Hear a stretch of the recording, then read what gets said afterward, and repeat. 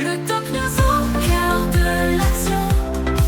Suivre les vents, cap sur l'horizon. Entre ciel, mer et flammes, toujours prêts. Les infos vives et l'histoire naît. Des innovations qui défient la gravité. Des héros silencieux, des vies à sauver. Entre turbulences et ciel apaisé. Salut à toutes et à toutes, c'est le Doc News pour le news, j'espère que vous allez bien, moi ça super, désolé de ne pas avoir traité le sujet à chaud lors du vol AI 171, parce que j'ai vu certains sur YouTube de streamers et voilà, qui sont sautés dessus comme à pieds joints. Pour ma part, ça va juste être une analyse un peu complète, j'ai trouvé une analyse d'un pilote d'aviation, j'ai aussi trouvé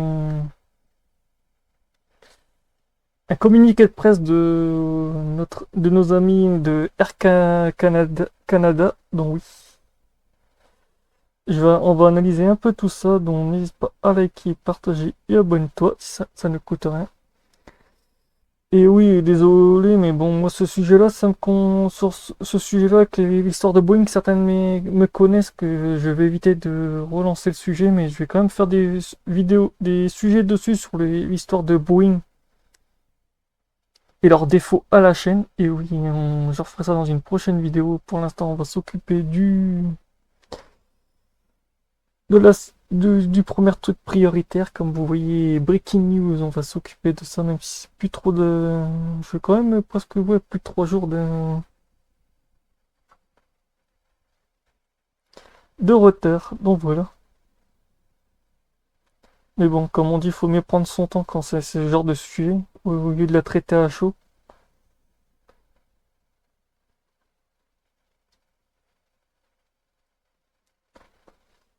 Le 12 juin 2025, le vol AI 171 s'écrase quelques secondes après son décollage d'Ahmedabad. Un Boeing 787 flambant neuf, 242 passagers à bord et une tragédie aérienne qui a choqué le monde entier. Les faits: départ prévu à Londres Galtic, décollage à 13h38 heure locale, crash en moins d'une minute plus tard dans l'enceinte du BJ Medical College. Bilan 241 morts, un survivant miraculeux, 28 morts au sol. Là, comme vous voyez, là, la vidéo qui tourne, c'est le décollage de l'avion jusqu'à son... Mais bon, je vous montrerai un pilote qui l'aura un peu plus analysé en détail. Les premières hypothèses: double défaillance moteur, bike street, volet ou train d'atterrissage défectueux, météo ou surcharge en cause. Déjà la météo on peut oublier, mais je crois que même la surcharge on peut aussi. Témoignage au sol et de survivants. Enquête officielle de Ntsb États-Unis impliqué car l'avion de construction américain Boeing.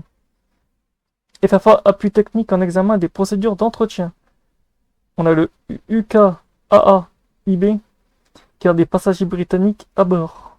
Après, on a le DGCA et le AAIBN, coordination principaux.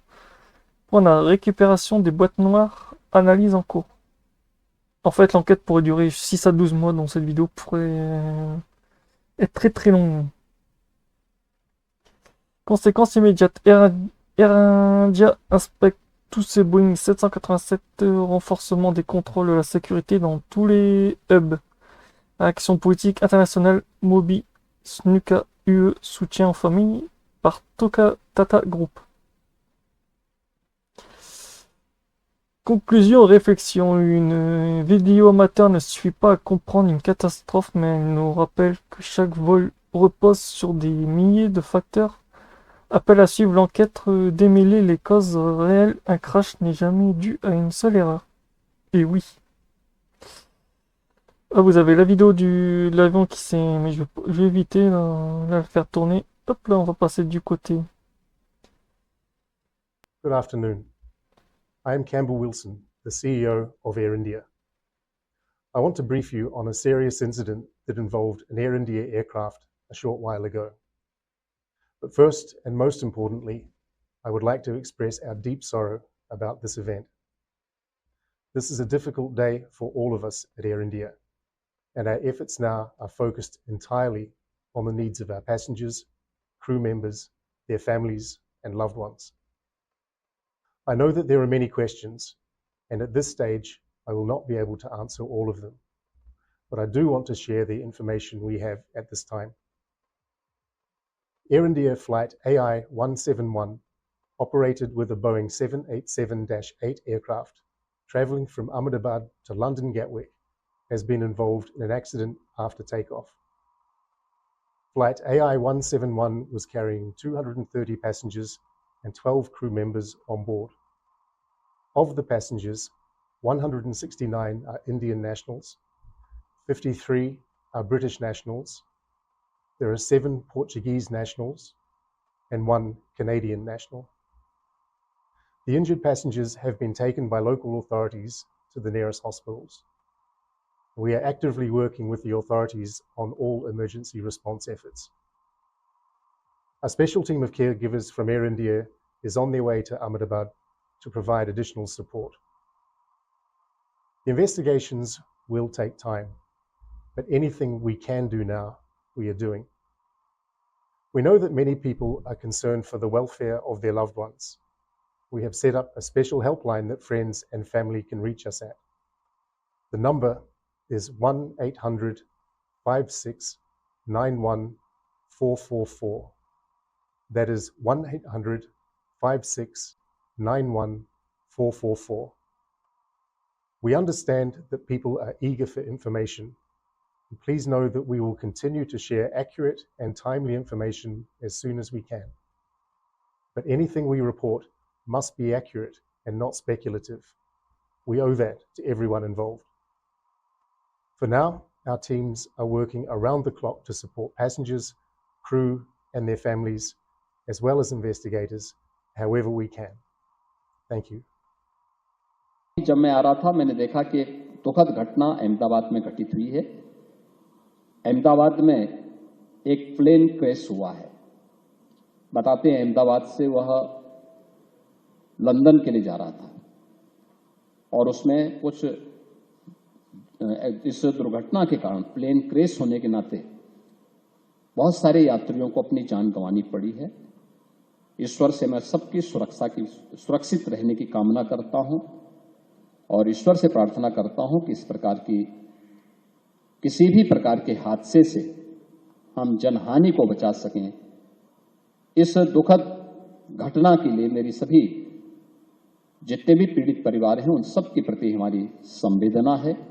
मैं एक बार फिर से आप सबके प्रति अपनी मंगलमय शुभकामनाएं देता हूं और विश्वास करता हूं कि जीवन में परिश्रम को आप सर्वोच्च। Donc voilà, on va arriver au sujet d'un pilote qui a analysé l'accident du crash. Je vous laisse avec la vidéo. Donc voilà, après j'attendrai l'avis de l'enquête pour voilà, mais sinon c'est vrai que c'est un peu off like a rocket. That part never happens. Right here, as we're looking at this airplane, the gear should be coming up into the airplane. It never does. Let me play it a little bit longer, and then I'm going to tell you why I think it didn't. Right there is the point where the pilot fly would normally bring the airplane up to about 12 degrees nose up. The gear should be almost completely up into the airplane. At this point, it hasn't budged an inch. You're going to see on a 787, the ends of the wings start to bend a little bit. They usually bend a lot more than this airplane. Why? Because as the airplane's picking up speed and it's picking up lift over those wings, those composite wings really bend. That is an indication, a visual indication, they're really getting a lot of lift. This 787 is not getting a lot of lift right now. But nothing's going on with the engines as far as I can see. Now, let me continue with this. At this point, watch the nose. It starts to go over right there. It starts to come back over. Why is it doing that? Here's what I think happened. And again, folks, this is just my opinion. This is a theory, that one theory among many. Any of the others I could have shared with you up to this point could be absolutely right. But why do I think this one is more likely than the other two? Here's why. I think the pilot flying said to the co-pilot, gear up at the appropriate time. I think the co-pilot grabbed the flap handle and raised the flaps instead of the gear. If that happened, and this is a big if that happened, this explains a lot of why this airplane stopped flying, why the lift over the wings died. Because at that point now, the flaps are retracting, all that extra lift you're producing in the wings goes away. You're already slow, you already got the power pushed up all the way. This airplane's as heavy as it's ever going to be in this flight, and you've still got those great big landing gear out there producing all sorts of drag. This is a bad combination at this point. You see the nose now start to come over. Now, why would the nose come over? Because the airplane is trying to create as much lift as it can over those wings. And if the flaps are coming up, it's going to nose over to get even more airflow over those wings. That's going to be a very, very uncomfortable feeling for the pilot at the controls. Why? Because he's losing airspeed and he's going to begin to lose altitude now. Remember, he thinks the gear has come up. He might not know that the flaps came up. He just sees a motion over next to him, and he's looking outside going, wait, what's going on? It's all very confusing, and it all happens in a split second. Let's watch. The airplane starts to settle in. It starts to now descend. You see the pilot start to pull the nose up a little bit more, okay? As he's getting closer to the ground, he's probably got the power pushed up all he can. And now I think he's going to get into a power on stall. Not enough lift is being produced by those wings. All that drag is being produced by the landing gear that's still out there. Could anything have saved the day at this point? Maybe if they'd raised the gear. Maybe if they'd raised the gear and put the flaps back out. But it's very unlikely that once this gets to this point that they can recover from it. And now watch what happens. The airplane begins to kind of wallow, right? The pilot pulls back even more on the nose. That aggravates the whole thing. And now you get this waddle into the ground, and it's in a controlled power on stall until it impacts the ground. If they had had 1,500 feet or 1,000 feet even to lower that nose and gain that airspeed back, they might have been able to fly out of it. They don't have the luxury. I don't think this airplane got higher than 500-600 feet. And then when they start to waddle down, they're down at 200 feet. They just can't lower the nose. And the airplane just kind of does a power on descent into the ground. So that's my theory. Now, I could be completely wrong about this, but the flight characteristics look to me to be an airplane that doesn't have enough lift coming over the wings. And the only way that could happen is if they didn't have the proper flap setting. So however they got to an improper flap setting, it's inconceivable in my mind that they actually did that takeoff roll without the flaps out, because the bells and the horns and everything else that would be going on at that point, there's still no indication that either of the engines failed. And this airplane can fly just fine on one engine at any gross weight. It will climb out no problem on one engine. So the idea that both engines failed at the same time, again, is like a trillion to one shot. Off like a rocket. That part never happened. Donc voilà, c'est vidéo pour cette news avec un pilote de ligne un pilote aussi qui vient de donner son avis dessus. On se retrouve pour de prochaines analyses sur ce sujet. Donc voilà. On se retrouve pour de prochaines news. Portez-vous bien. Tchuss.